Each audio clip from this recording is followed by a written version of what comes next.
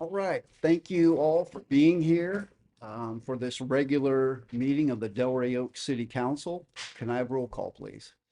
Councilmember Uy, Present. Councilmember Howlett, Present. Councilmember Shirley, Here. Councilmember Berger, Mayor Donaldson. Here. Please join me in the Pledge of Allegiance. Pledge allegiance to the United States of America and to the republic for which it stands, one nation, under God, indivisible, with liberty and justice for all.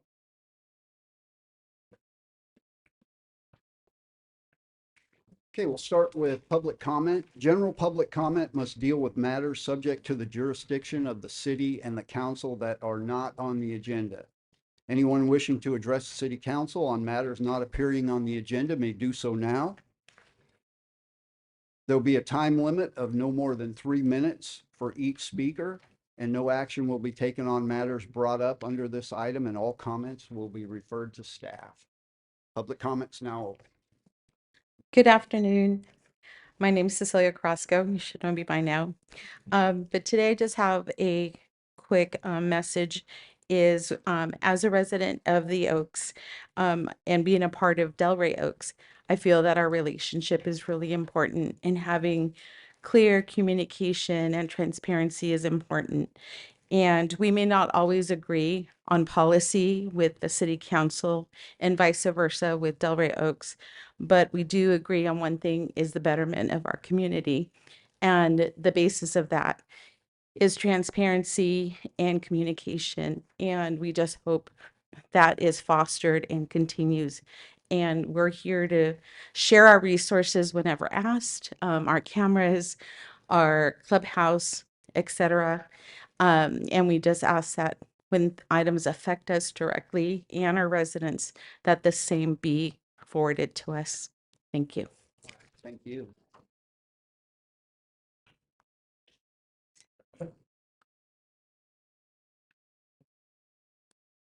Hello, my name is Michael O'Brien. I live on Work Avenue right up the street. And as all of you know, I have the chess club, and it's quite successful. But we have it at the Old Town Hall, and the Old Town Hall is in need of a lot of repair. And one repair that's essential right now is that the slab of cement that's right in front of the door is breaking up. And I fear that someone's going to trip over that and hurt themselves.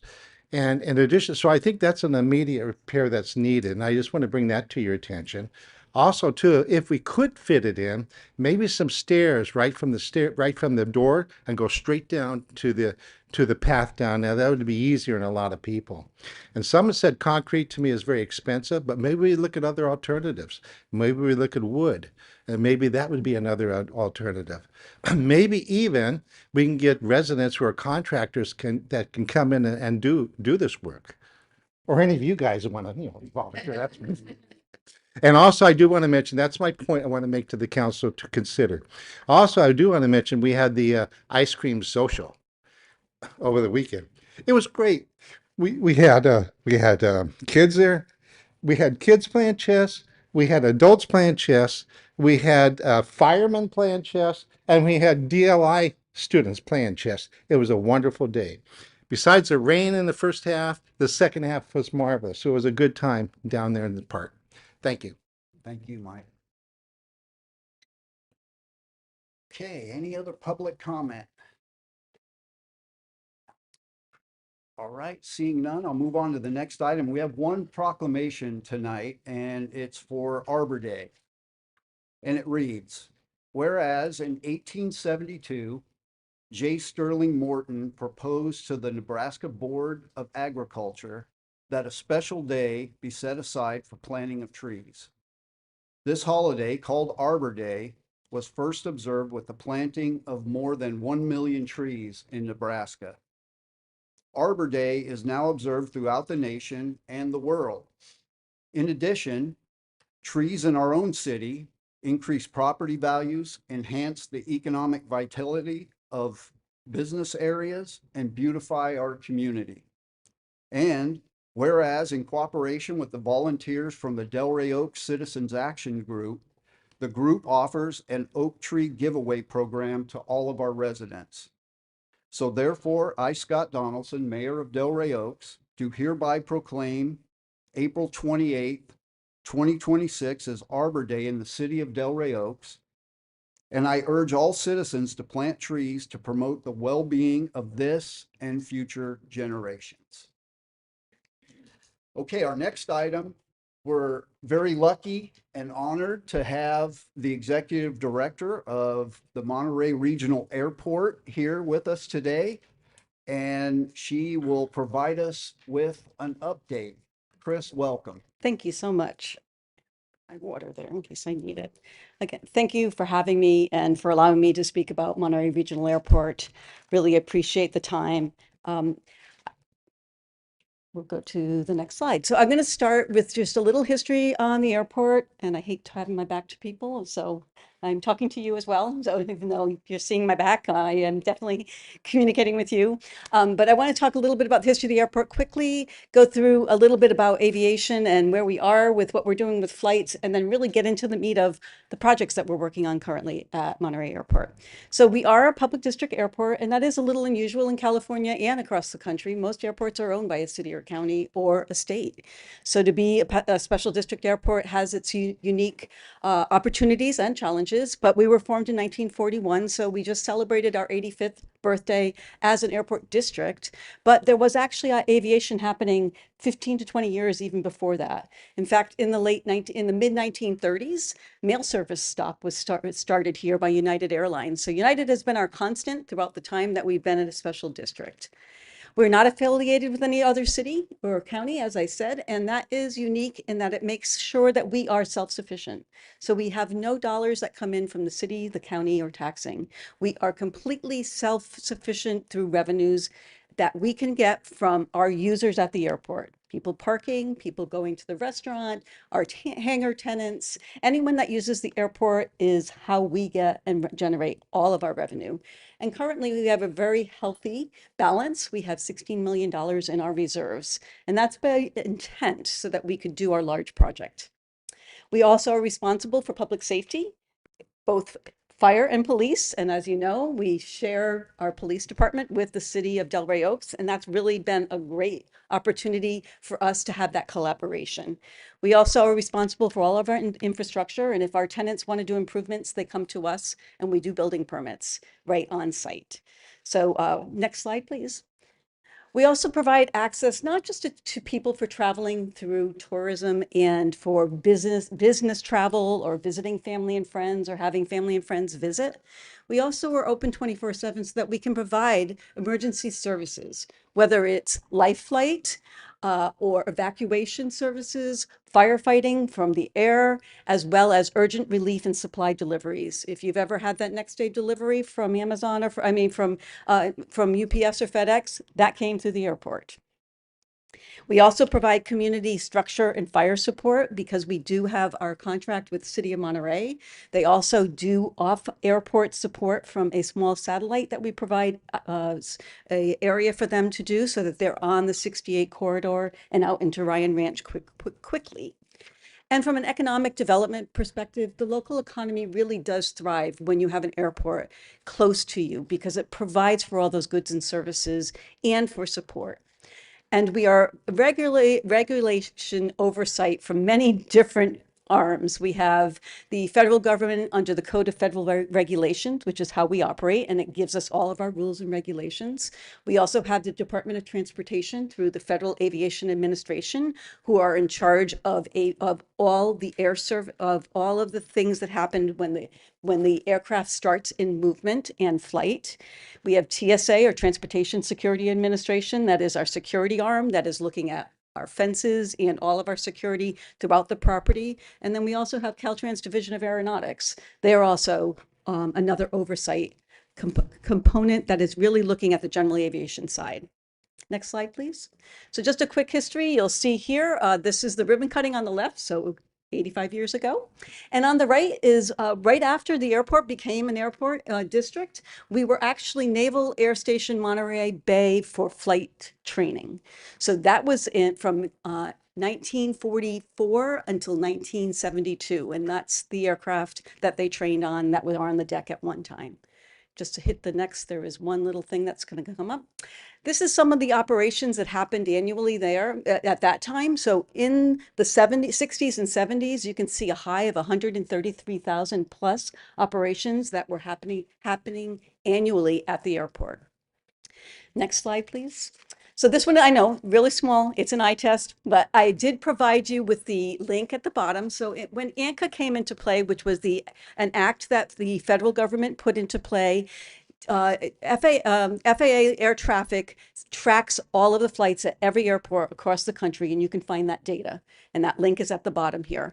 But this is going back in the 90s, and in the 90s, they were highs in the 113s, so not the 133s that we saw in the 70s. But next slide, please. In 2017, of recent, so in 2016 and 2017, we were in the 89 to 90,000 operations annually. In the last 2 years, we've been down in the 53 to 57,000. So we are about less than half of what we've been annually for operations. But I would state for enplanements, that's a totally different story. It's people getting on aircraft. We are at a historical level. And how are we doing that with a lot less aircraft? We're doing it with the different fleets. So if those that have been around for a really long time would remember, we had 6 flights to San Francisco daily, 6 flights to LA daily on a 20 or 26 seater. We now can do that and more on 2 aircraft a day.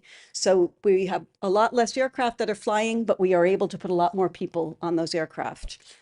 Next slide. So air service, next slide, please.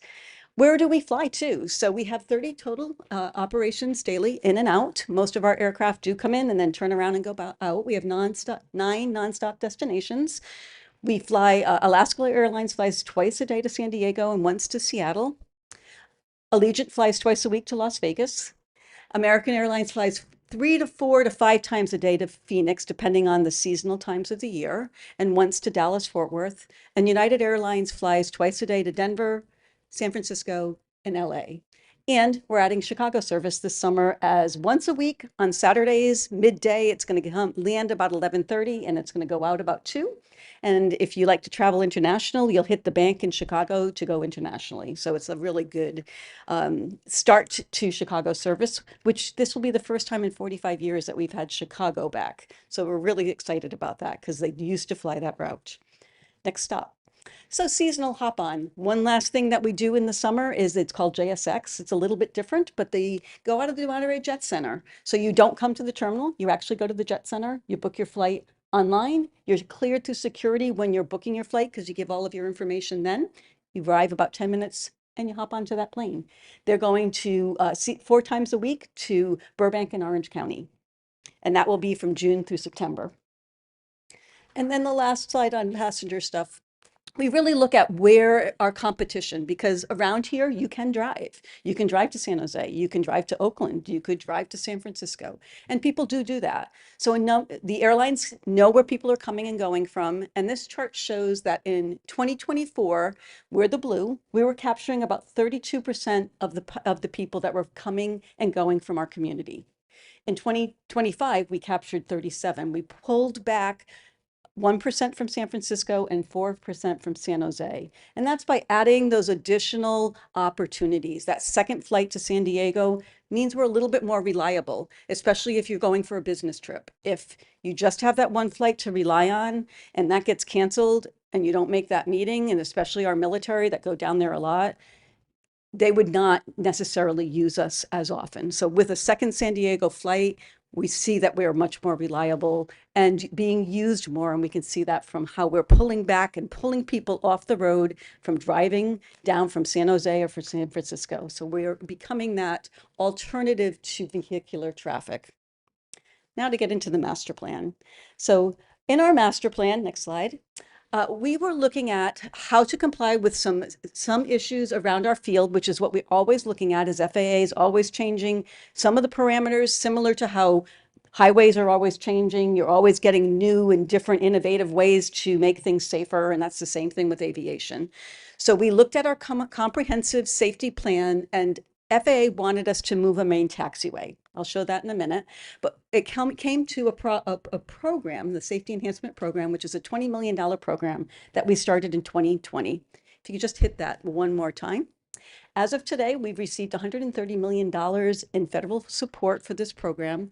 We have to match those dollars that we get. So we get those dollars at 90.66%. Yeah, it has to be numbers that are not equal, but we have to match it with 9.34%. So for every 90.66 we get, we match it with 9.34. So with that $130 million of federal support, we put in $20 million in match. And so there's a $50 million deficit. We just took out a loan for $50 million. It is a revenue generation loan that will be paid back by our revenues. And that 16 million that I talked about before was really helpful. We have our first ever S&P rating. We're A-, which is really strong, which means we can borrow money at a really good rate. So we now have our 50 million in borrowed money. So we have all the money we need to complete this project. Next slide, please. This is what the project ultimately is. This is the project goal.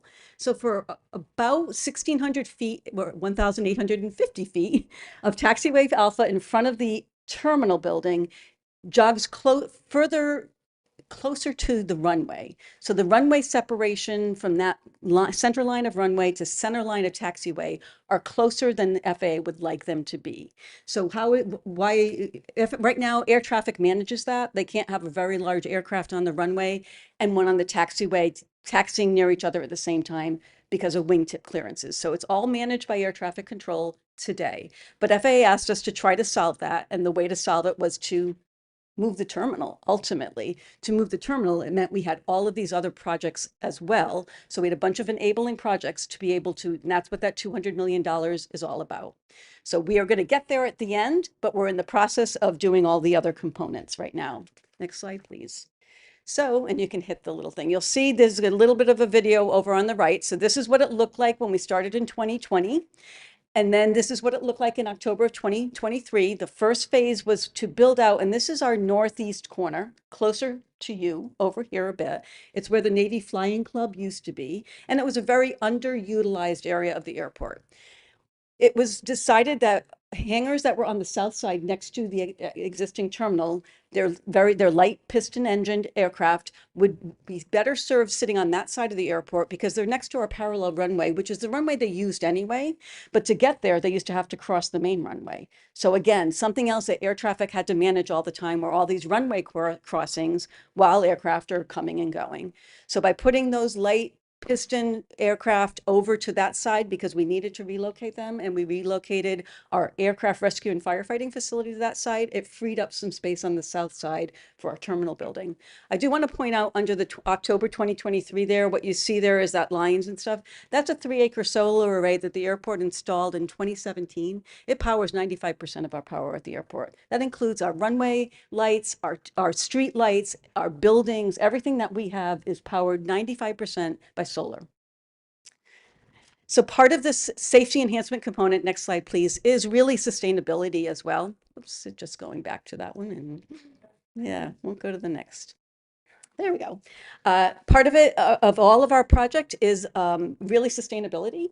So this is a look at our old aircraft rescue and firefighting building on the left, a little tired, a little bit older. And the one on the right is a LEED certified silver building. So that was, again, constructed in 2023. Next one, please. This one has a little bit, so I'm going to orient you here before we hit the go button on it, but you can see under the before is the old long-term parking. That's where you would park before. Right under it, where the cursor is right now, right there is where we have our temporary long-term parking. And those are all the aviation hangars that we had to demolish. So those all sat on that side of the building. Those were all demolished and brought over to the other side. And to the right of the before, there's a box there. That is the old aircraft rescue and firefighting facility. Something else unique about this topography here is this was about 10 feet above the runway. We needed to bring it down to runway height. That is where ramps are supposed to be. They're not supposed to be where you have to power up and power down. So that's something else. What we did is with that was 160,000 cubic yards of a cut that we did with that, all that dirt stayed on airport. When we were building that first phase on the north side, we needed dirt, so we just dug a borrow pit. We borrowed dirt, then we put it back in. So we did not have to bring dirt in and export dirt. Next slide, and you can hit the go on that, and that's just going to show you where we went next. So in June of 2024, all that stuff is demolished. We're in temporary facilities. In March of 2025, we have half the ramp there. We actually brought a concrete plant on site to be able to do the concrete. Hit one more time, please, for me. There you go. One vision looking to the west here, and one more time. There we go.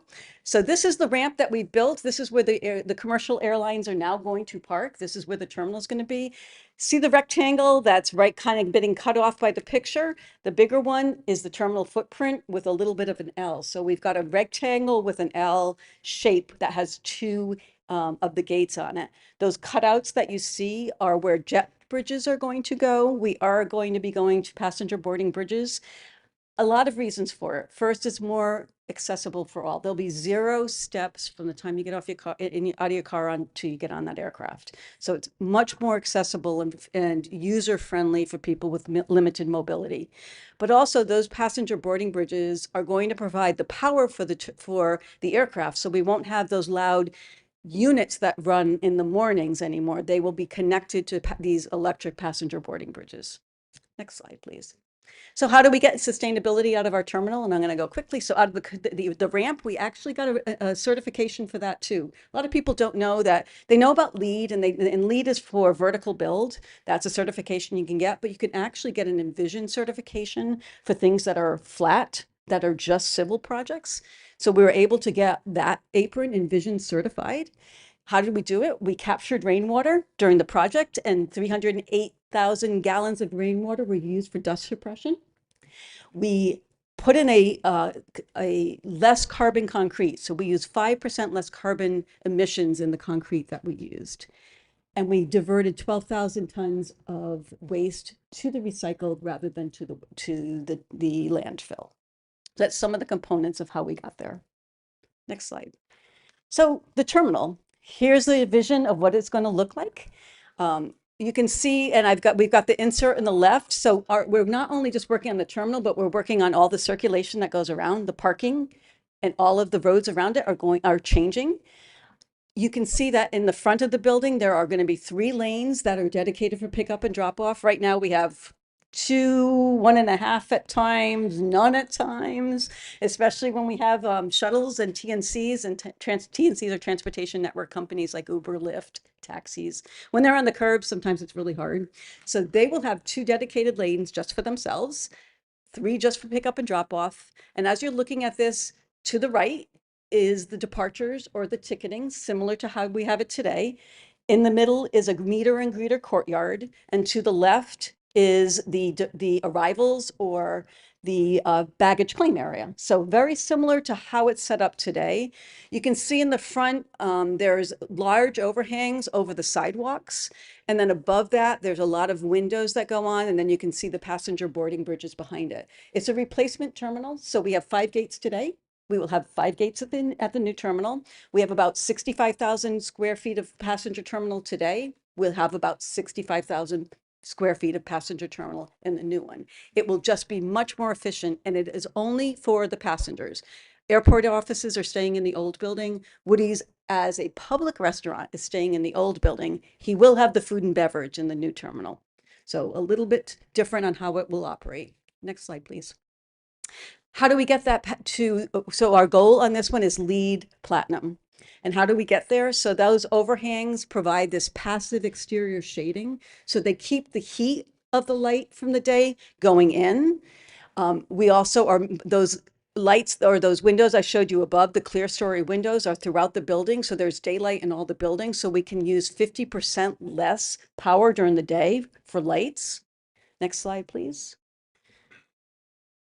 We're using embodied carbon reductions by using low carbon materials, reducing emissions with those passenger boarding bridges, mass timber components, and our concrete mixes, like with the ramp, will also be low embodied carbon concrete. Next slide. So a little look of the inside and also talking about the integrated systems. So really the look of it is more about the redwoods, you know, a little bit the green and the wood. So we were using mass timber look throughout the building. You can see the clear story lights everywhere you go, the green nod to the trees of the redwoods.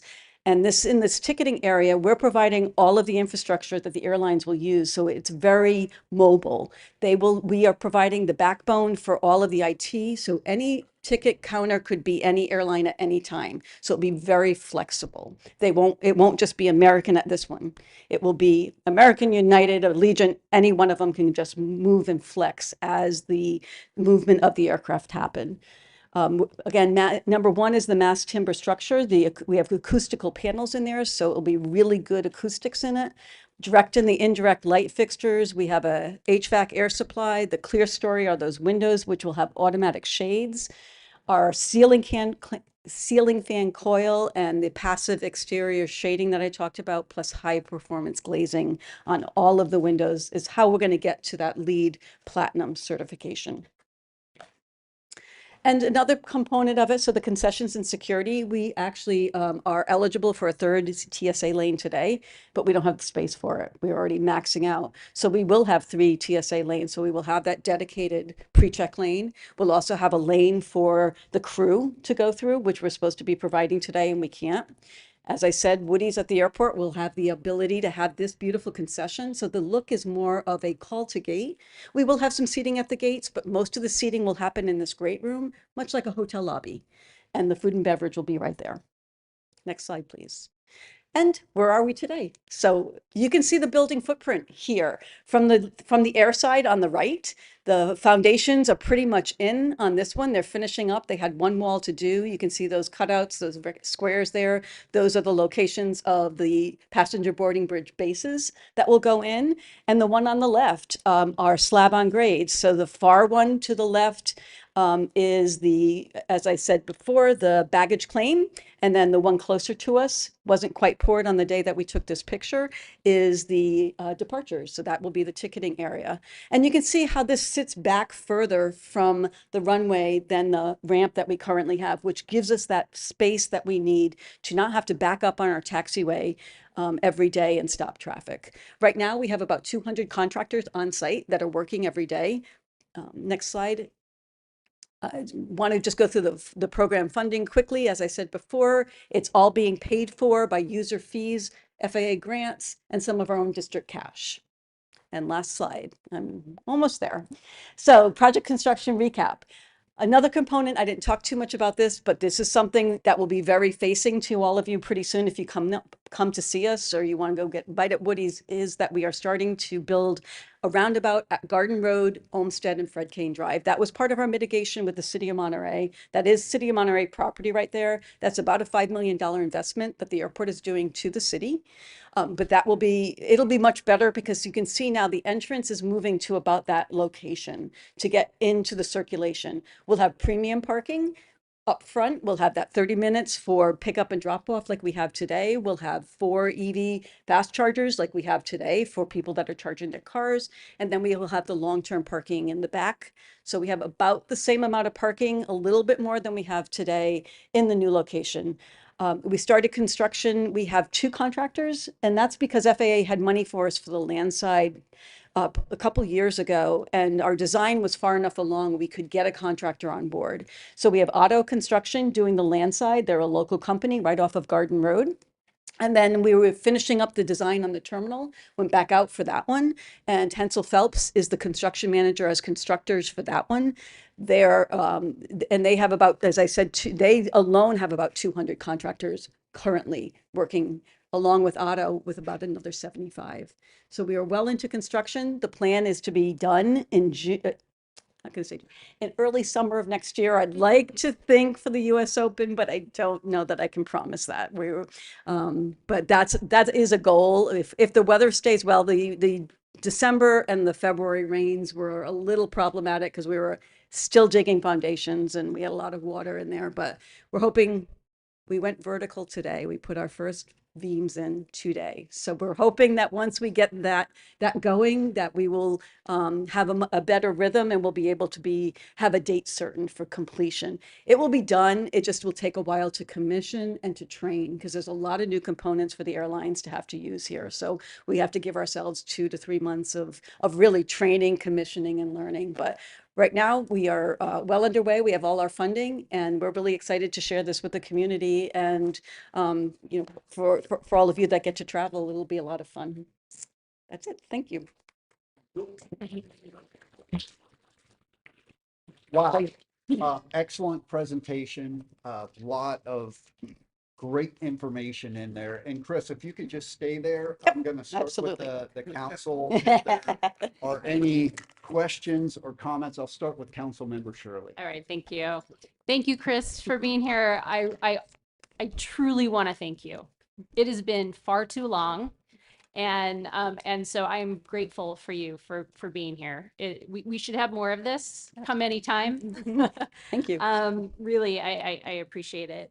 I really love the sustainability aspect of this, and I think you're doing an excellent job with that. It's really good.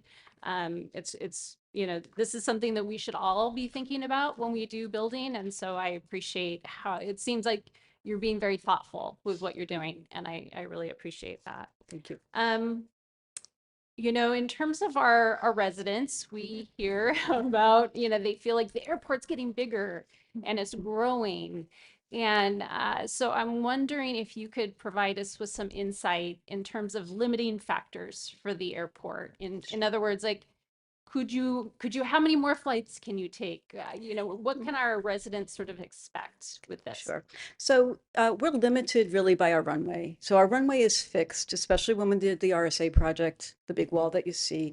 When we did that project, we put in, and a lot of people don't know what this is, but it's called EMAS. It's an engineered materials arresting system. It's a collapsible concrete at the ends of our runway. So it's much like a truck runaway on a highway.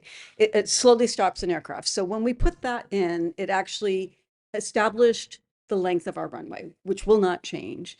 Also, the width of our runway will never change because we're already challenged with trying to get this done, having that separation between taxiway and runway, as well as the strength. So those are the 3 factors that dictate how big an aircraft we can have at the airport. What you're seeing today is probably what you'll see. The 737s that we'll be bringing in here in the near future for Chicago, and that we have for Dallas, and the Airbuses are the largest aircraft we'll see here at Monterey.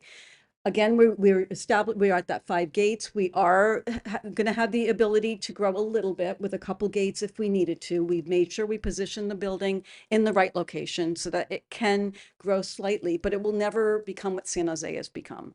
That is not, we will stay that small regional airport serving the community here. That's one of the factors. And then as far as how many aircraft a day, it really is dependent on how many, there needs to be separation in the skies and in between landings. So I don't know the max. We saw that we were at 113,000 before of annual operations. We could go back to that, but I don't know that we will. I don't think, we don't have Air Station Monterey Bay here anymore. We don't have that type of a training facility. But we've seen that in, as soon as 2017, 2018, we were in the 80 or 90,000. So I'd expect that that's really where the airport will stay. And we also are trying to position ourselves to make sure we're thinking towards what's the next generation of aircraft with Joby, Wisk, and Archer all in our backyard. One of the things we did with that, when we did the ramp, is we put in additional conduit, not knowing if that's something that will come our way. So at least we have the infrastructure under the ground for electric aircraft if they come our way. Great. I feel like I've been hearing rumors about international flights. You're hearing rumors about, we get international flights today from Okay. business and corporate.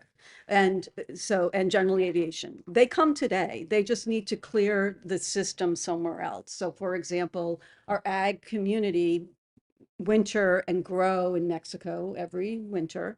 And we have some ag corporate that are hangared at our airport. So when they come back from Mexico, they have to land in the FAA in the system somewhere else. So they might land in Tucson or Phoenix or wherever they choose to land, but they have to clear customs somewhere else and then come land at Monterey. Same thing for all the big events that happen. There are international aircraft that come. If you're ever out there in the airfield, look at the tail numbers. If it doesn't have an N in front of it, it's not a United States aircraft. If it has a C, it's Canada. If it has all the different letters, so the letters, watch out there. You'll see them happen all the time. They are here, but they all have to land somewhere else in the aviation system. So we do, and we've always been a port of entry. So we have our application approved for port of entry. It will be a user fee facility where the users will pay for it, but instead of having to, and again, it's another sustainable component of it, landing and taking off are some of the most emissions heavy portions of flight. So if we can get them to come directly here and land, then they're not landing somewhere else in the system, having to be managed by air traffic control, landing twice in one flight pattern. They just land once. So yes, it is true. We are in that process, but it's not for anything new. It's for what's happening today, just to make sure that they're not complicating the aviation system. Okay, okay, thank you. I was curious, in your master plan, if you could share any non-aviation building that is slated in your master plan. We had identified locations for either rebuild, tear down and rebuild of some non-aviation and future areas, but we have no plans today for any non-aviation build. We have no contract, no one coming to us asking for a non-aviation use. Yeah. So right now there are none, and they would have to be evaluated environmentally because that master plan only looked at them at a programmatic level. They didn't look at them at a detailed level like we did with this project. I see. Okay, good. And then my last question. It's been asked before that an airport roundtable we think would be a really good tool to use. I know it's FAA approved. I think oftentimes our residents, I know, feel very separate from what's happening at the airport. And so I feel like a roundtable, having bringing your neighbors to the table, and it would be purely for education, for communication. I think it could benefit both the airport and the neighboring cities. And so my question to you is do you think the airport would ever consider having an airport roundtable? I would bring that back to the board of at the airport. They're the ones are decision makers, but all our meetings are public meetings like this one is. Anyone can come to our meetings. We've moved our meetings to Thursday evenings at 5:30 for that purpose. We also have 3 committee meetings. One is for property. One is for air carrier operations, and then our other one is our finance committee, and those are all open to the public as well. So we have a lot of opportunities for the public to be involved and to be part of our community, but I will bring that back to the board. Yeah, I would appreciate that, because I feel that it's one thing to be able to give public comment and then no one gets to respond to you. But it's another thing when you're actually at the table. And I think if the airport had sort of a different avenue for communicating what's happening at the airport, I think we would all appreciate it. So that's all. Again, thank you very much for being here. Appreciate it. All right, Councilmember Uli. Thank you, Mr. Mayor. And Chris, thank you for being here. We always love to use our regional airport here because it's always the shortest, when you go to the gates through even the TSA. So we love using the airport. And of course, we are very excited that our airport is expanding and growing. And I just have a question. As the airport grows, how are we measuring and mitigating cumulative impacts on our peninsula here, not only in Delray Oaks, not only with noise, but actually traffic as well, and also the quality of life? Well, I would say that first, this is not an expansion, this is a move. It is, what I said, is a replacement terminal. We're moving all the activity from one location to another. The building's the same size, the jet bridge, we have 5 gates, we'll have 5 gates. So it really is a movement of one activity to another. want to explain that because I know everyone says it's expansion and it looks that way, but it really is not. That's not the intent.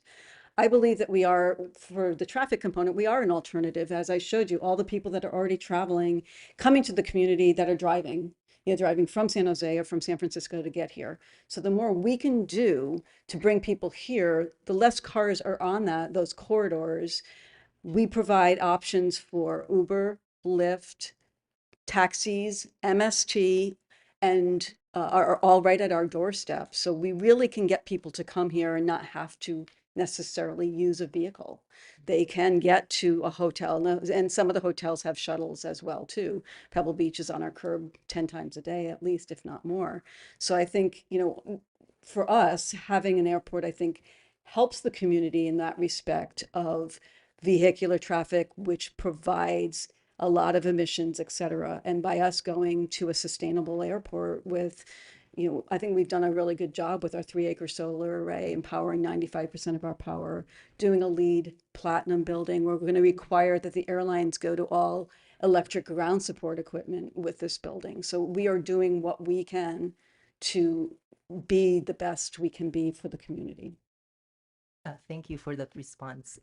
Just for the public's awareness, what's the role between the district, the airport district, and then the FAA, and also probably the community or the other jurisdictions surrounding? How are they interlinked? So I know that the district is independent. We are independent. We have our own elected board that oversees us. So we are like a city. We're like a little city like here. We have all the powers and authorities of a city. We just don't have people living at the airport.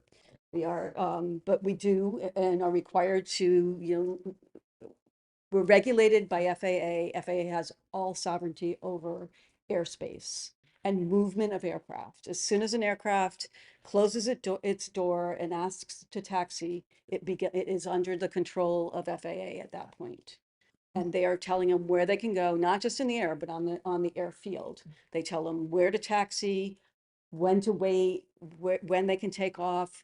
They get their clearance to take off because they have to go to another airport. So they're talking to and getting them the clearance to be cleared to go to whatever airport they're going to go to. So FAA has complete and utter control over aircraft once they start moving. So that is, and they are also they are always reviewing us. They're looking at everything. They are the ones, they come out annually. We have to get our annual operating certificate. So they look at markings, our pavement, our lights. They're checking everything that's on the airfield to make sure it's in operating order and is clear, like the markings are still clear, they're not faded. Then all the markings have beads in them, so at night they're reflective. They check them at night to make sure the reflectivity is still there. So they're one of our biggest oversight agencies, watching everything we do all the time. Okay. Yeah, thank you. And just a follow-up regarding flight schedule, like especially in the mornings. I always it's actually my alarm clock because usually there's always an airplane flying by around 5 o'clock. Yeah. So and don't get me wrong, I'm very thankful for the alarm clock. I have to get up for the gym, so for that. So when it comes to the flight schedule, whose jurisdiction is that? Again, because we take federal dollars, we are obligated to be open 24/7. Okay. That is a requirement. And the flight schedules are dictated by the airlines. What does the community want? They do a schedule that makes sense to the people that want to travel. They're not going to do a 5 a.m. flight if no one's going to get on it. They're only going to do it if people are getting on it. And that flight is full. So that is going east. That is the easiest way to get east. If you want to be east for a business meeting, dinner, that's the flight you want to be on. So that is how flights are looked at. It's by the airlines, and they're looking at the travel patterns of the people where they need to go. So they're the ones that dictate their schedules. Okay.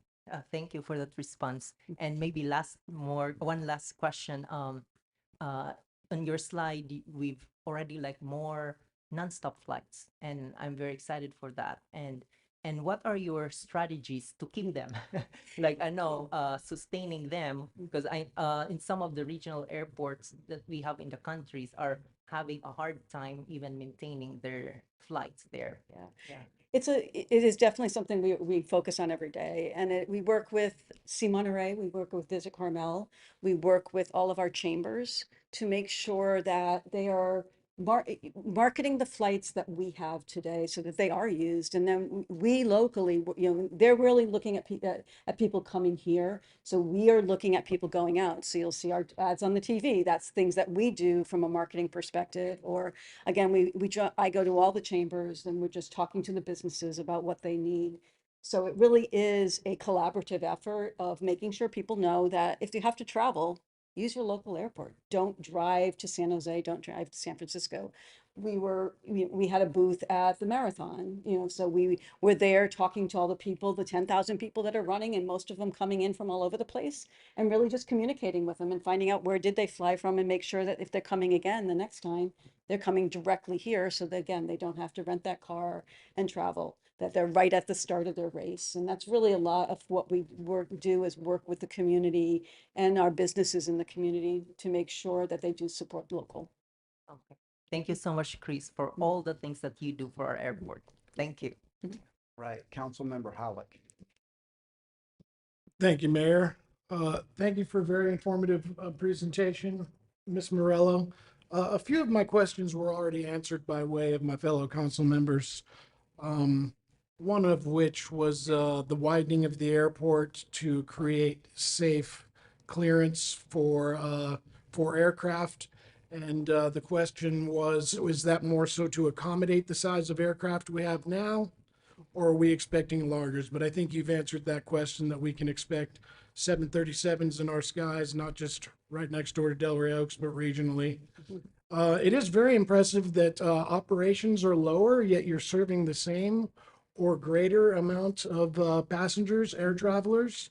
That's appreciated on many levels, environmentally and otherwise.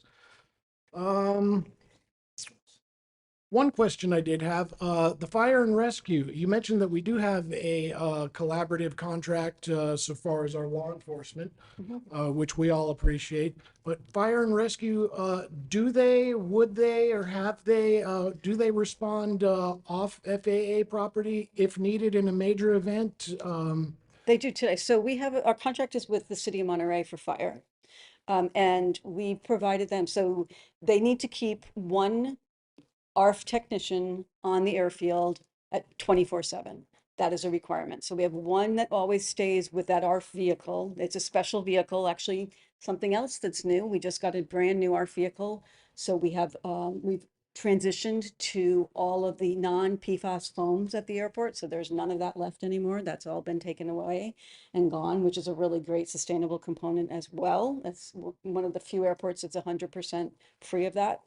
But that our vehicle stays, and then our contract has 3 other fire personnel that we pay for that are there in a satellite facility. So they're across from the terminal in in the parking lot that the airport staff park in a small portable during the day, and they do respond off airport when they get a call. So they do service the off airport community. But, and they can go at any time, those 3, but we need to always have one ARF technician that stays, and that's the city of Monterey's requirement, is that it's 3 for a vehicle. So that's why they have the extra 3. So there's always 3 for a vehicle that can go off airport, and our requirement is 1 needs to stay 24/7. Certainly. Okay, thank you for that information. I'm sure, well, I do, and I'm sure the public appreciates that knowledge. And finally, I'd be remiss if I didn't mention, as a representative of our good little community, I do appreciate the environmental mitigation measures that you're putting in place during construction. In your MRY metamorphosis data sheet, mentioned a lot of great qualities, a lot of great attributes. One that really wasn't touched on was noise. You did mention the acoustic panels inside the terminal, so we don't have to worry about that. But noise is always a concern. There's certain echo relocation, the acoustics of the canyon, our proximity to the airport. And so as this beautiful design comes along, I wish that we had a chance to discuss this at some earlier occasion, but we just haven't really connected by however. But some, including myself, have had some interesting ideas that are actually in place in regional and larger airports around the world, really, as far as noise dampening measures. There are dampering panels that airports put into place, lines of natural foliage, and which serve as both noise dampening and particulate filters, because jet fuel exhaust is also a concern, especially on this side of the canyon. So as you're putting the fringe and the trim on this design, maybe later on, maybe let's talk more about incorporating some creative landscaping and noise and particulate dampening and abatement, if we could. What we do have, and that's part of along the fence line, are a number of the mitigation plants that have gone in there for just for that purpose. So we have already looked into that and are putting a lot of our mitigation plants along the perimeters of the airport. Well, we appreciate that. And so thank you. Thanks again for your presentation. All right, thank you. I'll take it out to the public. If there are any public comments or questions, feel free to ask them now. Yes. Thank Chris for coming in today. It's an important relationship between the city and the airport. Police department sees it that way. We are their police department. We get along very well with mostly the ops side, because those are the folks that when things are falling apart are telling us where we need to go. But working with Chris since we've been at the airport since 2018 has been wonderful, and we're lucky to have her. Just want to say that from the police department, we're happy with the way things are going. I'm excited about the prospect of the new terminal going in. So thank you. Thank you, Chief. Okay, any other questions, comments from the public? Okay, one of the things I'd like to point out, in addition to the numerous committees that were mentioned that our residents can have a voice at, you also have a directly elected official that sits on the airport board. Our representative is John Gagliotti. He has served on the city council in the past, and he is very dedicated to his job over on the airport board. Matter of fact, he's so dedicated, he's here today. And John, if you could stand up in the back, thank you for being here. So, like I said, in addition to those other opportunities, I know John welcomes our residents reaching out to him if you have questions, comments, or concerns. Chris, once again, thank you so much. Thank you. You were really generous with your time, everyone. I really appreciate you letting me answer all those questions. Thanks. And one of the avenues for that, and I don't know if council member Shirley knows that, but that committee that we have for air service and community relations it's an open forum. It's set up so that people can come in, and we've moved that to encourage more and more people to come, and we're still waiting, but that forum is exactly what the FAA, it's what the FAA has envisioned, and they've asked us to do that, and it's there, and people come, and it's open, and it's an open dialogue. It's not just public comment, and people don't just sit out there. It's two-way. Can you tell us when it meets? Yeah, 10:30 in the afternoon. I'll send that out to you. Well, we actually just moved it because I now chair it, and so we've been trying some different times, trying to encourage more and more people to come. Noise is something that we talk about all the time. So it's open, and I would welcome more and more people. We did have a few noise complaints in Seaside, and I went so far as to take one of the residents in Seaside up in an airplane just to show them how people are flying in and out of here, and how it's very deliberate, it's very directed, and there are altitudes that are not broken because we're not allowed to do that, and it didn't make her any happier, but she understood, the constraints that we are living in, or that we have. All All right. right, John, thank you Yeah, for being of here. course. Thank you for your comments. Okay, I'll move on to the consent agenda, and I'll start up on the dais. Are there any items on the consent agenda that you'd like to pull? Yeah, Mayor, if we can pull item C1 for clarification. Okay. Are there any items that the public would like to pull from the consent agenda? Okay, seeing none, I'll bring it back. City Manager, item C2, C1, C1. thank you. Just quick clarification. When we were drafting the staff report, placeholder for the resolution got left in the Word document. So page 94 is just a placeholder for the resolution. You all can ignore that. The actual resolution that is up for consideration today is actually found on page 145 of your package. That's it. Thank you. All right, thank you. Okay, with that, I'll accept the motion. So moved. Have a second? I second. Okay, all in favor? Aye. I Okay, motion passes. Old business, we have none. I'll move on to new business, and that item is to consider approving Regen's Monterey Technical Advisory Committee subgroup recommendation on the 2030 collection franchise planning process. And we have with us today Rob Hilton, who's from FH&H, who is a Regen consultant, to provide us some information. Good afternoon, Mayor, members of council, members of the public. Glad to be here with you today to report out on the recommendation of the subcommittee. So let me give you a little bit of background. About 10 years ago, 7 member agencies of the Monterey Regional Waste Management District got together because your contracts with waste management were coming to an end. And for the first time in the history of the peninsula, those garbage contracts were subjected to an RFP process. That RFP process was conducted as a joint exercise amongst those 7 member agencies, and all of them unanimously approved the same contractor and moved forward into the agreement that you're working on now.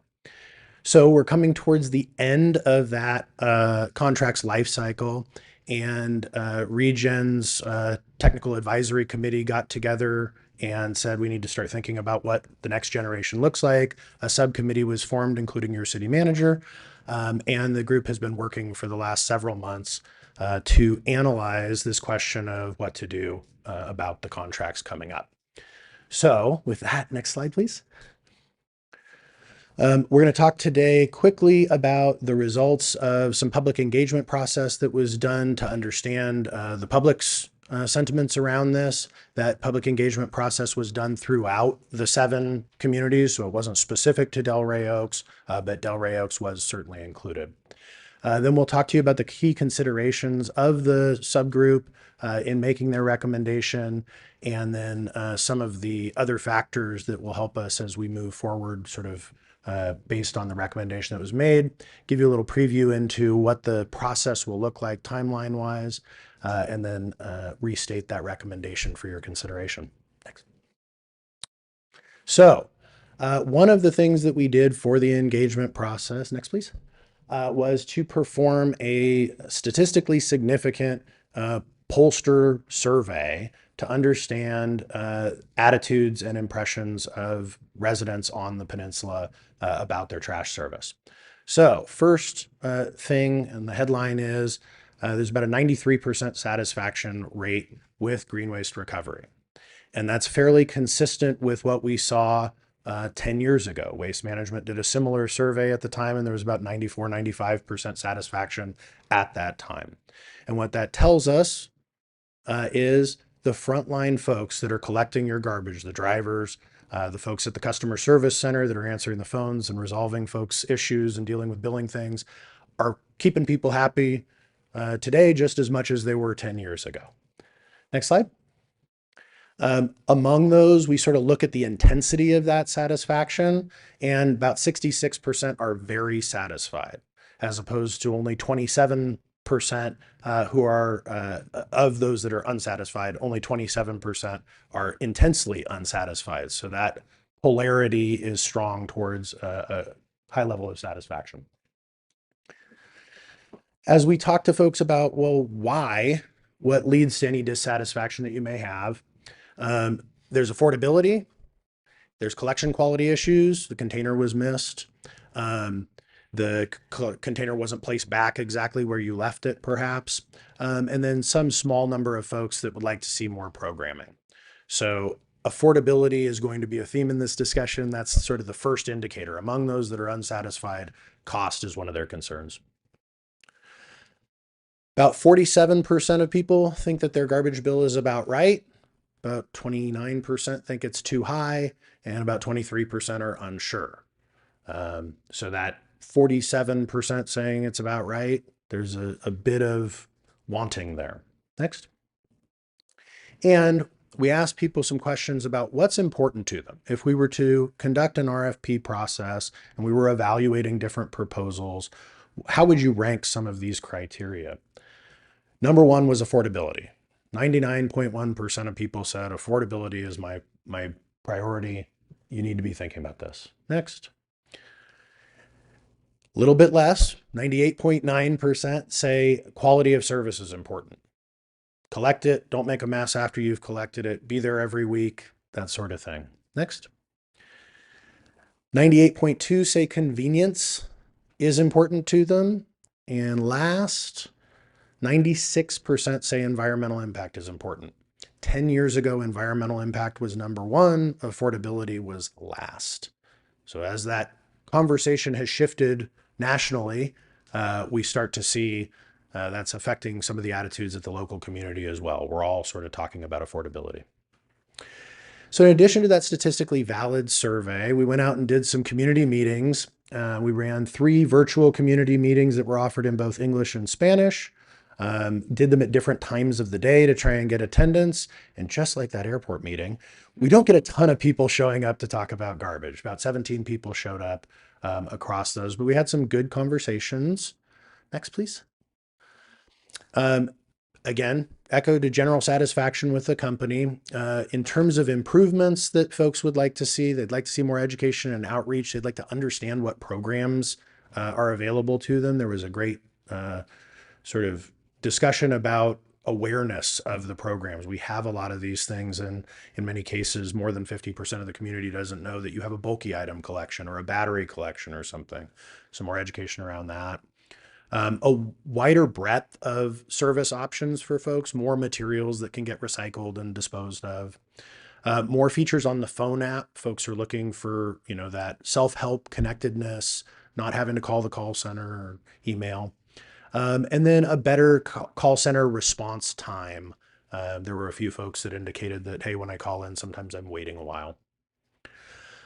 We also reached out to multifamily property managers. Multifamily property managers have a very particular type of involvement with their waste service. They're dealing with, move-ins and move-outs. They're dealing with helping their tenants deal with particular materials. So we wanted to understand what their needs were.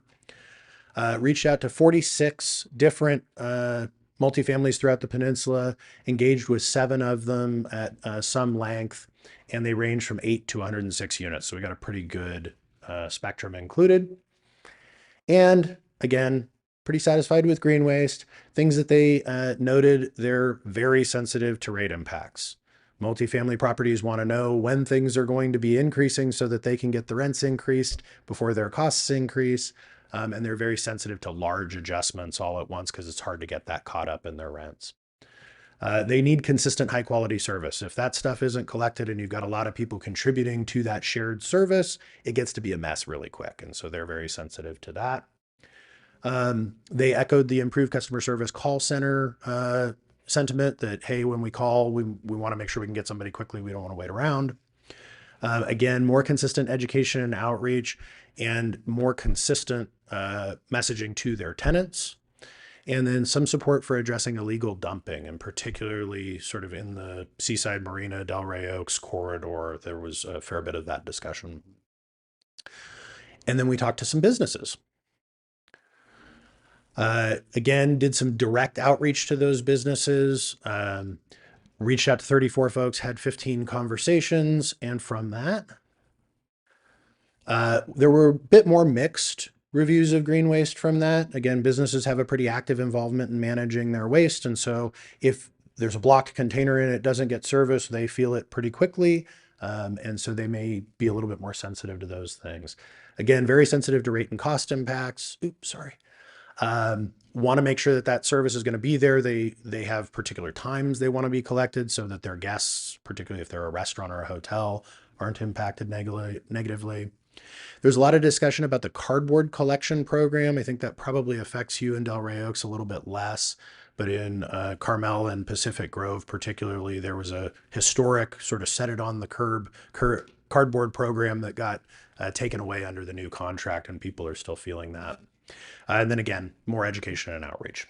So we've got a good sense of what the community would like in its service. There's a generally high level of satisfaction, but some improvements that are available. Next, please. So last bit of engagement that we did was talking to industry partners who might propose on this work. Talked to 5 different companies and actually received outreach from another company.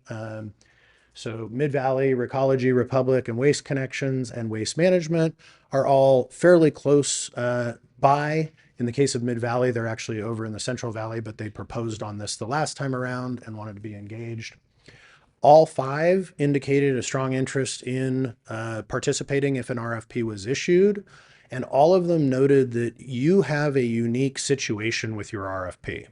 There are some RFPs that are frustrated or have high cost responses and things like that, but they all noted the fact that Regen has these facilities for truck parking, for truck maintenance, for the call center staff to be located at, and that they're co-located with where you put the material at the end of the day. So you start and end at the same place that you're delivering everything, creates a really cost-effective turnkey operation for somebody to come in and compete over this, where in other places they'd have to do land acquisition, find a yard, get it permitted, all those things.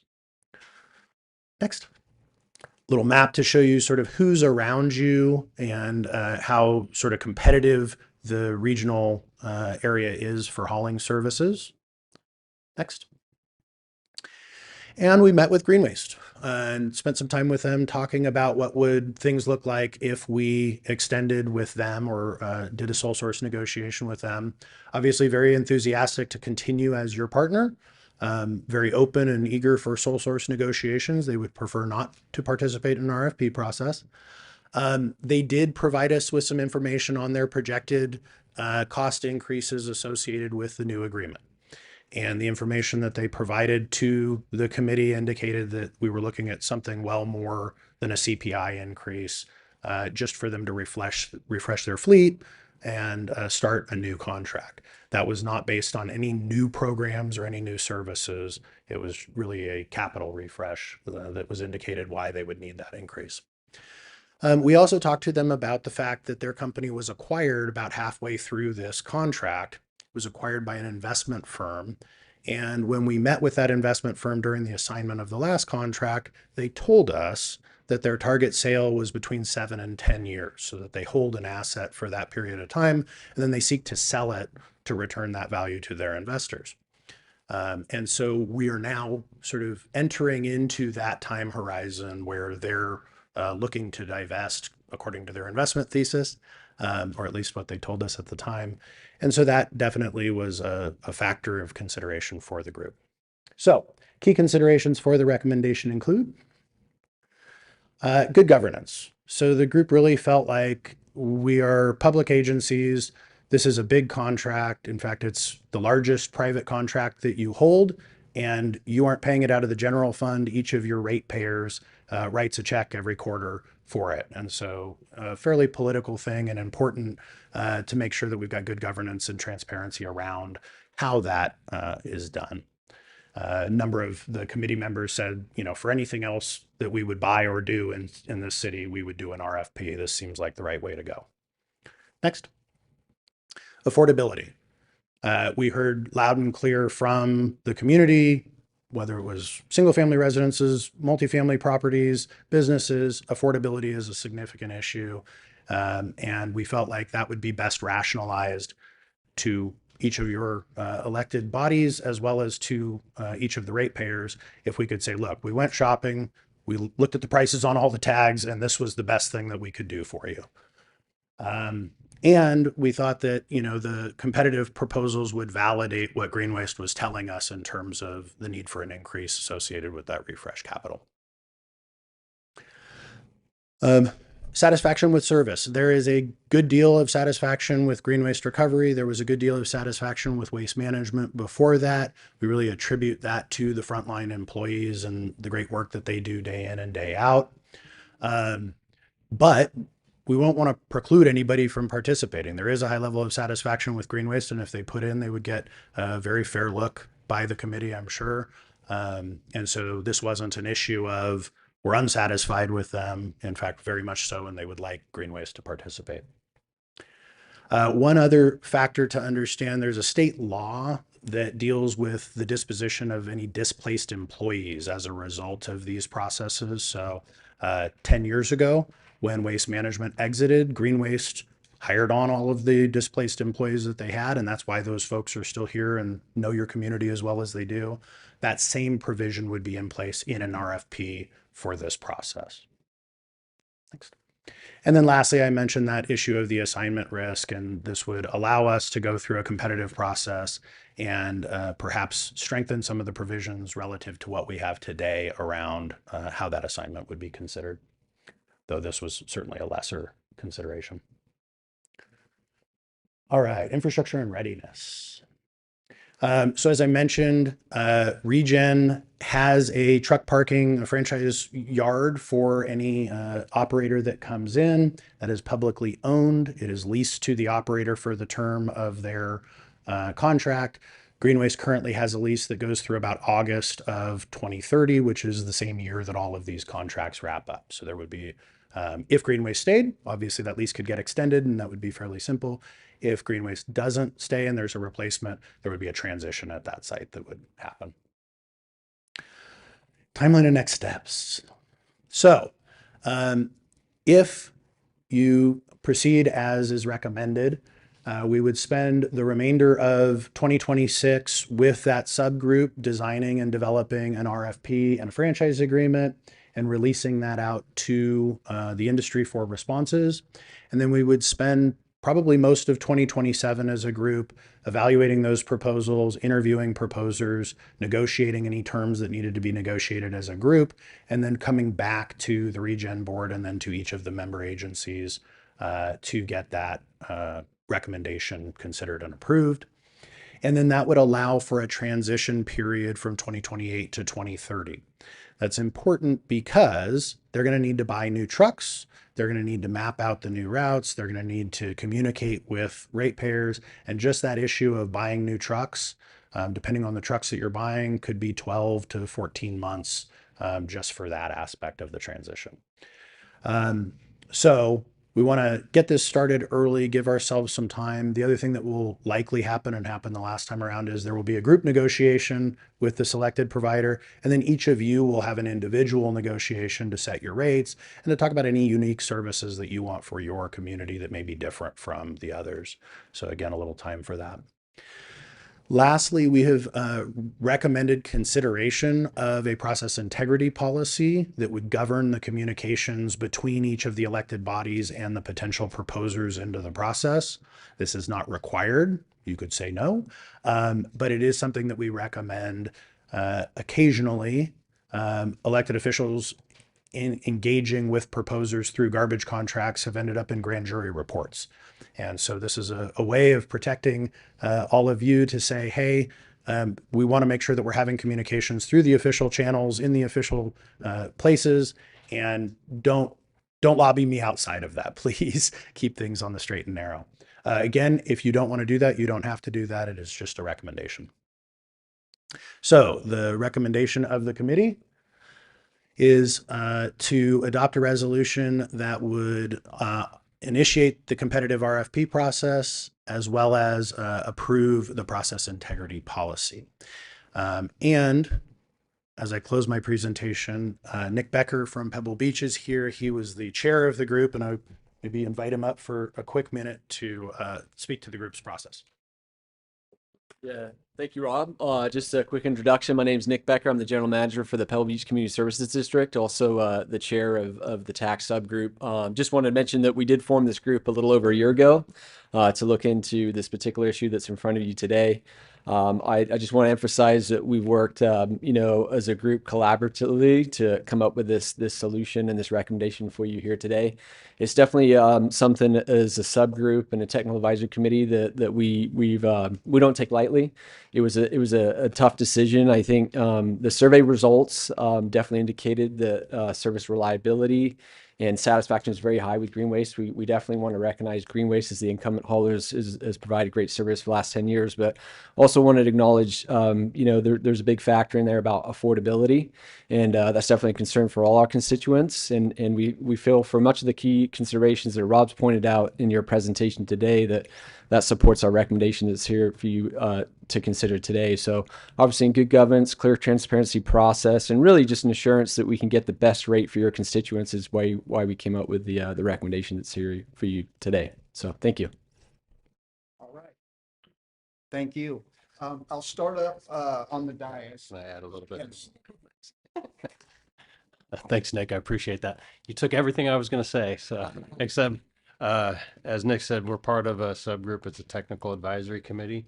Unfortunately, that assumes that I have any technical skills to advise you with. So I rely pretty heavily on Nick and my colleagues on that committee, and Sarah and Rob from HF&H, because I don't know anything about garbage except I want it picked up at my house. And it's always picked up, so it's great. So yeah, just to paraphrase what Nick just laid out for you all, we've been talking about this for a long time, and this is a complicated process.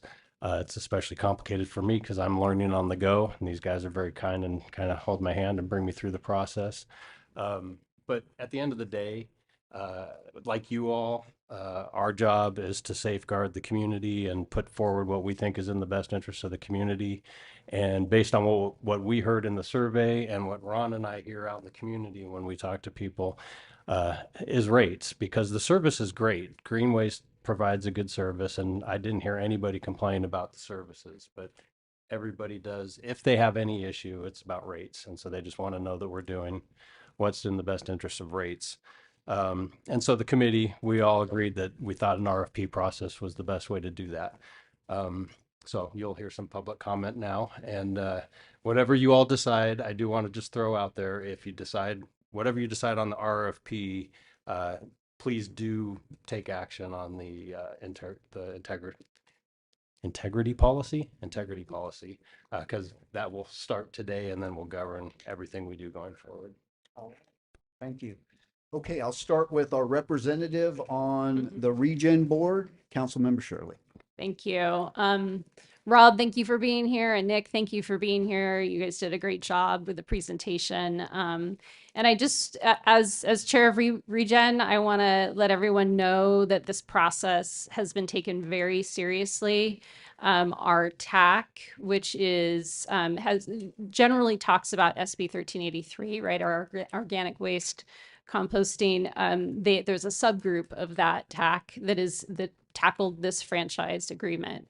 And so we hired HF&H, who, this is all you do, right? Is you talk about garbage contracts. So we have the experts on our side, and they really took their time in making this decision. As a board, we were updated every month on what was going on with what was happening within that group. And so we knew when you were going out for surveys, and I felt like that was a really robust survey. Most of of my friends got postcards saying that they were asked to participate. So I was really happy about that. And I think we need to remember too that, right, all of our cities are represented on that subgroup. And so I want to thank John Gurton for being a part of that. It's important that we all have a voice in that. And so when this came to the Regen Board this month, we had the same presentation, we had discussions, and we unanimously decided to support going out for an RFP. Again, that need for affordability is really important, and there was some indication that maybe it wouldn't be as affordable as we would hope if we just continued on with green waste. I definitely like the encouragement of having them apply, participate with the RFP process, because I want to hear what they have to say. They know our community, and so I want them to be a part of that. But I do like the idea of a transparent, competitive process. At the end of this, I think we all want to be able to say, yes, we've got the best deal. And that's what we're doing, is we're looking out for the residents and for the people who have to pay their bills, because I do hear complaints about their bills. So I really am happy about this. We didn't know what the subcommittee was going to recommend. We had no idea until we got a packet for Regen this month. So, but I just want to emphasize, I feel like this group has done a lot of work, and again, all their discussions I think are important. I mean, these are people participating on this committee. That's not normally their job, right? They were taking time out of their job to participate on this group, and it was important. And I think they took it very seriously. So I value their recommendation. So. We already passed the process integrity policy on the Regen Board, so we already fall under that. So I hope that we can also include that as well. I think that's important. So, yeah. Thank you. Thank you. Councilmember Uy. Thank you, Mr. Mayor, and thank you, Rob and Nick, for your presence here for us. I know, I understand that you're here for your RFP recommendation for our consideration, right? And I know it was when I was listening, very technical. So, but I'll just gonna ask some simple questions that our simple residents here in Delray Oaks would like to ask if we're gonna go with this RFP process. Okay, so the first question would be, does this RFP process protect residents from rising costs?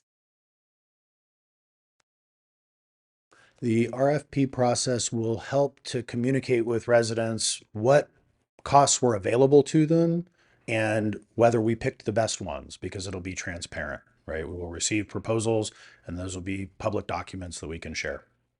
Okay, thank you.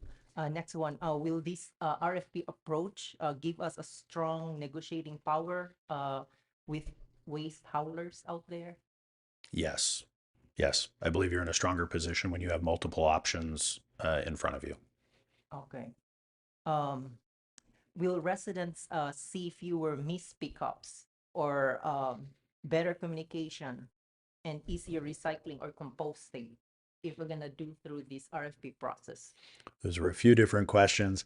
I suspect that the collection quality and reliability will stay about what it is, as long as the same drivers and route supervisors and that sort of thing are working. That shouldn't be affected by any change. We are sensitive to increasing communications to the public. And one of the things that the subgroup has talked about, sort of regardless of how we move forward, is making sure that the new contract has some really good provisions and clear provisions for how the public's going to be educated about things. We've heard clearly from the Regen Board and through these surveys, awareness of these programs isn't as high as you'd like, and they're paying for the program. You want to make sure they know to use it. Okay, thank you. And what about our city? Will our city still have real influence over decisions? Yes. So each of the participating agencies holds its own franchise agreement, makes its own decision, and throughout the process, we will maintain off-ramps to it, so that if you want to go your own direction, you want to pick a different provider, that will still be an option available to you. And that was something we did last time around. In fact, right up to the last meeting, the Carmel City Council was going back and forth about whether they were going to go with green waste or stay with waste management, because waste management was going to be cheaper for them. And they chose to go with green waste for a number of reasons, but in part to kind of hold the group together. Okay. And I think you mentioned earlier that there are state mandates. Would this be, if we're gonna take the RFP approach, would it be, position us well with these state mandates? Yeah, I mean, the mandates that we've been working through that Councilmember referenced, we've been working through 1383 since about 2018 as a group. It's pretty mature. There's still some work to be done on it. But this new agreement would make sure that all current regulations were provided for. And then there will be provisions for if there are changes in law or new rules that come down, how do we deal with that? How do we incorporate those into the services? So yeah, either way, it'll get taken care of. Okay. And maybe last question, what are the strong arguments against your recommendation? Ooh, that's interesting. Because I want to learn before I consider things. I think what Green Waste has been arguing in other rooms is sit down with us. You've had great service with us, and we'll work out a good deal that's fair to you. And we've had a history of working out good and fair deals with them, and that's true. I think what that misses, though, is it's hard to go to the public and say, this was the best deal. Because what we know at that point is this is the best deal that was available from them. Right. And so I think that's the other layer that we've put on it. Okay. Thank you so much, Rob. Mhm. Yeah. Thank That's you. all, Mr. All Mayor. right. Yeah. Councilmember Halleck. Thank you, Mayor Donaldson. I have no questions, just comments of thanks to you gentlemen as presenters and your vast support network of other people, waste management and green waste supported. No, you have my full support with the recommendation for the request for proposal and the integrity aspect also, however that is structured. All right, thank you. I'll take it out to the public at this point. Are there any public comments or questions? Please feel free to come on, step on up to the podium. You'll have 3 minutes per speaker.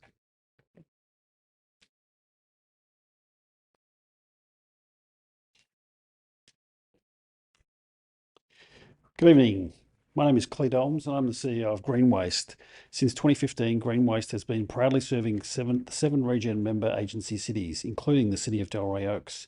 As I shared with your colleagues during the recent regen board meetings, I would like to reiterate Green Waste's long-term and unwavering commitment to both Delray Oaks and our customers through the Peninsula cities. Over the years, Green Waste has continued to partner with Regen and the individual Peninsula municipalities to further build on our shared goals around resource recovery and sustainable waste management. Members of the Green Waste leadership team continue to engage with the cities and districts we serve across the peninsula to address any outstanding concerns and discuss collaborative solutions to ensure our customers are receiving the highest quality education programs. I'd like to address the narrative that Green Waste ownership may impact our high service quality in the short or long term, as we have continued to demonstrate since 2015, including after our acquisition in 2021. Green Waste remains unwaveringly committed to the highest levels of service. This has been proven by our constantly over the years, as delivered by our local team in Marina, our corporate office in San Jose, and our board of directors, which currently includes Green Waste's long-standing prior CEO. I'd like to be clear, our owners only strengthen our ability to effectively deliver cost-effective and dependable service to the Peninsula communities. Other than the very few publicly traded solid waste companies, all others are subject to potential future sale. However, this in reality no way hinders our ability to deliver on our contract. We continue to hire top industry talent, invest heavily in innovative technologies, and drive resource recovery efforts, and seek every opportunity to position Green Waste as a world-class service provider. In the event Green Waste changes ownership again in the future, the services you receive, the rates you are paying, and the overall customer experience remains safeguarded by the provisions and requirements of our contract with you. Contrary to what has been shared, an RFP is not the only path to achieve enhanced contractual assignment language. This language is certainly something Green Waste would accommodate in sole source negotiation to address any remaining concerns over potential future ownership. Green Waste remains firmly committed to our partnership with the Peninsula Cities and the City of Delray Oaks. There are 4 more years remaining on our current contract and up to 5 additional extension years, totaling 9 years of total partnership. In our team's collective experience, we have never seen an RFP potentially contemplated this far in advance of the contracts expiring. I kindly ask you to consider an amended and restated franchise agreement and extension with Green Waste rather than pursuing this very costly RFP. Thank you for your time. Thank you, sir.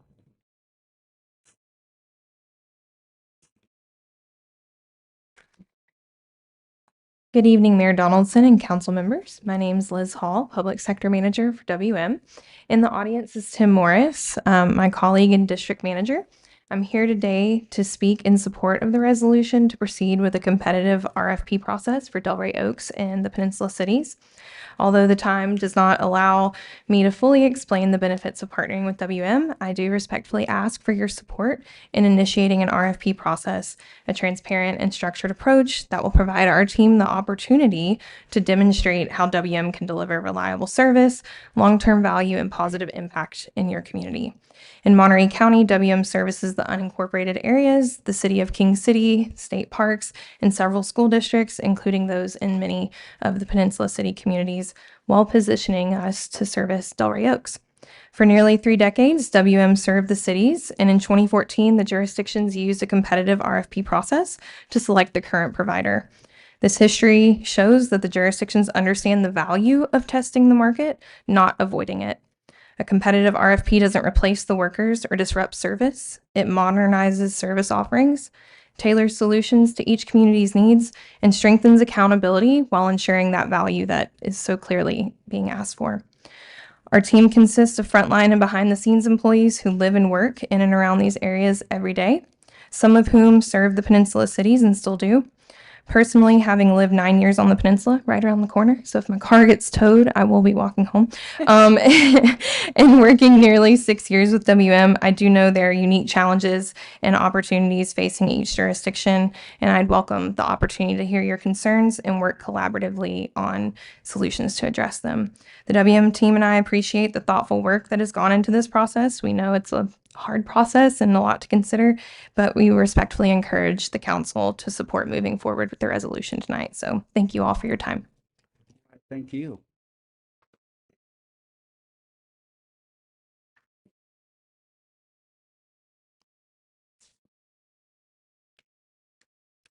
Hello. Good evening, council members. Some of you may remember me from last year. Kristen O'Hara with Regen Monterey.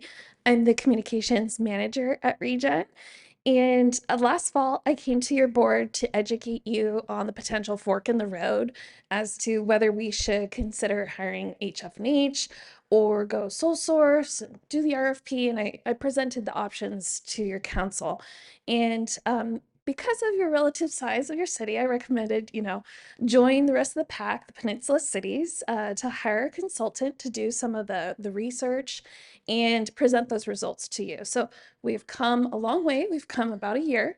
And I'm really grateful. I just want to say thank you to HF&H for their expertise and your knowledge. We couldn't really do this process without you, Rob and Sarah. So thank you. I want to thank Nick for leading our TAC.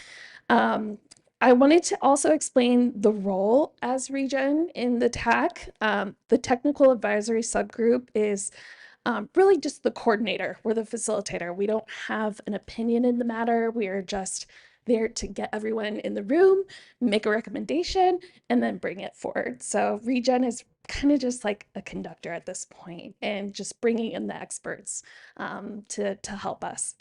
I just want to recognize the haulers. I work with each of you so much, and I just really appreciate all the work we've done together up until this point.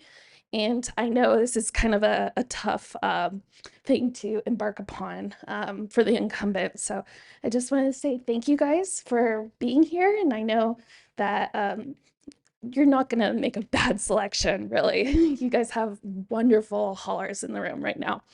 And I just want to appreciate the tax subcommittee that have worked diligently over a year to come to this point. It's been so much work, and I love it so much. So if you guys have any questions, please let me know. And you can always reach out to Kim. I want to say thank you as Regen's chair. You've been kind of leading us down this path and giving us kudos, but also like guiding us. So I just want to say thank you. And if there's any questions, happy to take those now or offline. So thank you, John. Appreciate it. All right. Thank you so much.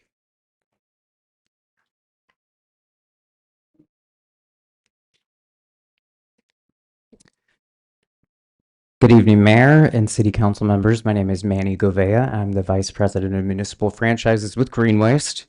We fully respect this process and staff's recommendation. However, to Rob's comments, we are very enthusiastic to continue as your partner and negotiate with us and avoid this RFP. If you are satisfied with your current services and desire no changes, our proposed rate increase would not exceed the annual CPI adjustment we contractually receive today. Per the council members' requests, I am here to represent the alternative view. So, as you heard from the recent survey results, based on 450 survey respondents, 93% are satisfied, with 66% indicating they're very satisfied, and 99% of all respondents say that affordability was very important to them. This sentiment is fully evidenced by the rates of 15 franchise areas across San Benito County and Monterey County. The 3 lowest residential rates and 3 lowest commercial rates in the region are held by Regen member agencies serviced by Green Waste. The average monthly residential rates for Regen agencies serviced by Green Waste is $8.89, less than the average rate of our regional competitors.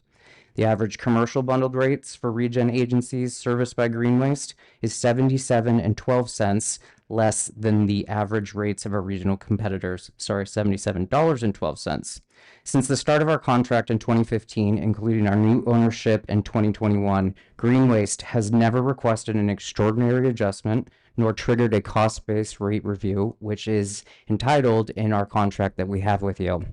RFPs are known to be costly endeavors, and they may result in higher rates. This was recently experienced in 2023 when Salinas Valley Recycles released an RFP for the cities of Gonzales, Greenfield, and Soledad. Bid results came in 30 to 50% higher than their current rates, and of all the submitters, Green Waste had the lowest submission. Given the significant increase, the RFP was thrown out by the 3 cities, and they ultimately decided to negotiate with their incumbent service provider, Tri-Cities Disposal, for an extended term and 13% increase.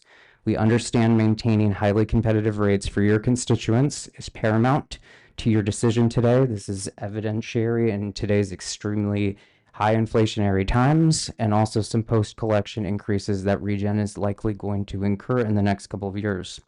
By negotiating a new agreement with Green Waste, you have our commitment to ensure that each community's needs are fulfilled in the most cost-effective manner and safeguarded by the terms of our franchise agreement from the first day of the contract until the very last. Thank you so much. Thank you. All right. Any other public comment? Okay, seeing none, I'll bring it back to the council. I would say that the RFP process is the best way to address the affordability issue, which is number one, as you saw with the survey. The other aspect that I want to point out that was mentioned in the presentation is that this is a turnkey operation. So there's no special skills, knowledge, capability required from the haulers, no land acquisition required. So regardless of which hauler comes out on top, I think we'll get that consistency of service, which also was presented through the survey results that we received. So if there's any further discussion from any of the council members, I'll accept a motion. I'll move to approve the resolution approving the recommendation from Regen's Tech to subgroup to initiate a competitive request for proposal process for solid waste recycling organics collection services, allowing Green Waste recovery and other service providers to compete for the franchise and approve the process integrity policy. Okay, do I have a second? Oh, yes, second. Okay, we have a second. All in favor? Aye. All right, motion passes. Thank you all for being here. Thank you for providing the information in your presentations. Okay, I'll move on to the next items. Our staff reports and correspondence are in the packet. And our next meeting date is Tuesday, May 19th at 6 p.m. And of note, this is a week early due to the Memorial Day holiday that we have upcoming. So with that, this meeting's adjourned.